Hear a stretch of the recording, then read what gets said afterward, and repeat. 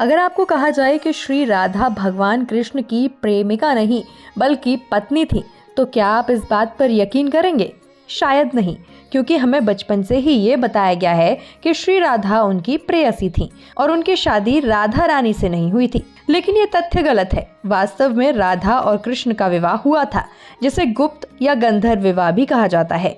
और इस गुप्त विवाह का वर्णन होने के कारण इसे वृंदावन के मंदिरों में कृष्ण और राधा के विवाह उत्सव के रूप में भी मनाया जाता है, जो कि फुलेरा दौज को मनाया जाता है। तो आइए जानते हैं कि आखिर कब और कैसे राधा कृष्ण का विवाह हुआ था और वो जगह आज कहाँ है जहाँ उनकी शादी का प्रमाण है।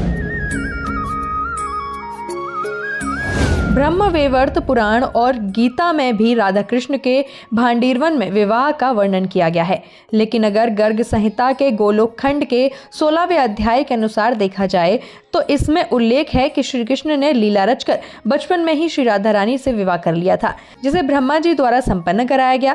लेकिन क्योंकि ये एक गुप्त विवाह था, तो इसीलिए इस विवाह के बाद श्री कृष्ण अपने पहले वाले स्वरूप यानी कि बाल रूप में वापस आ गए थे। गर्ग संहिता में उल्लेख किया गया है कि एक बार नंद बाबा कृष्ण को लेकर बाजार गए थे।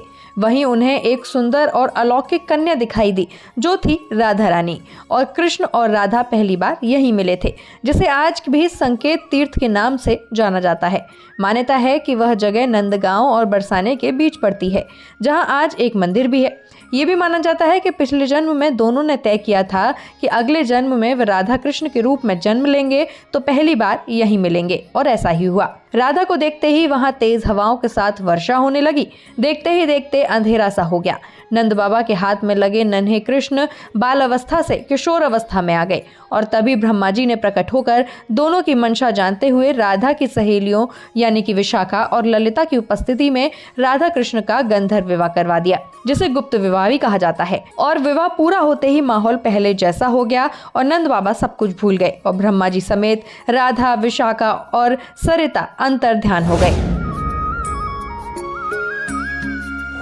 जिस स्थान पर ब्रह्मा जी ने दोनों का विवाह करवाया, वो स्थान आज मथुरा के पास भांडीरवन है, जहां उनका मंडप और विवाह स्थल आज भी मौजूद है। यहाँ ब्रह्मा, श्री राधा और कृष्ण की मूर्तियां भी मौजूद हैं। भांडीरवन के परिसर के अंदर राधा भांडीरवन बिहारी मंदिर है, जिसमें ब्रह्मा जी दोनों की शादी करा रहे हैं, जहाँ कृष्ण को राधा के सिर पर सिंदूर लगाते हुए भी देखा जाता है। इस मंदिर के पास वेणुकूप, एक पवित्र कुआं भी है, जिसके बारे में मान्यता है कि इसका निर्माण स्वयं श्री कृष्ण ने अपनी बांसुरी से किया था। यहाँ विशाल बरगद के पेड़ों का एक जोड़ा भी है, जिसके नीचे राधा और कृष्ण का विवाह कराया गया, और रहने वाले लोगों का भी सालों साल से इस बात के साक्षी होने का प्रमाण है कि ये मंदिर काफी पुराना है और तभी से ये मूर्तियां इसी प्रकार हैं। ये स्थान केवल राधा कृष्ण की लीलाओं और विवाह के लिए ही प्रसिद्ध नहीं है, बल्कि बलराम और प्रलंब से जुड़ी लीला के लिए भी प्रसिद्ध है। दरअसल प्रलंबा एक शक्तिशाली राक्षस था, जिसे मथुरा के अत्याचारी राजा कंस ने कृष्ण और बलराम को मारने के लिए भेजा था, जिसकी हत्या बलराम ने भांडीर वन में ही की थी और उसका उद्धार कर दिया था। इसके अलावा श्री कृष्ण ने यहाँ ग्वालों और बछड़ों की भीषण जंगल की आग से बचाने के लिए उसे निगलने से लेकर राक्षस वत्सासुर के वध तक और भी कई लीलाएं रचाई, और ये वन उसका साक्षी भी बना। यहाँ हर साल फुलेरा दौज के दिन बड़ी ही धूमधाम से राधा और कृष्ण के विवाह का उत्सव मनाया जाता है, जिसमें दूर दूर से लोग शामिल होते हैं और नाचते गाते हैं। Bureau report, Bharat Shri.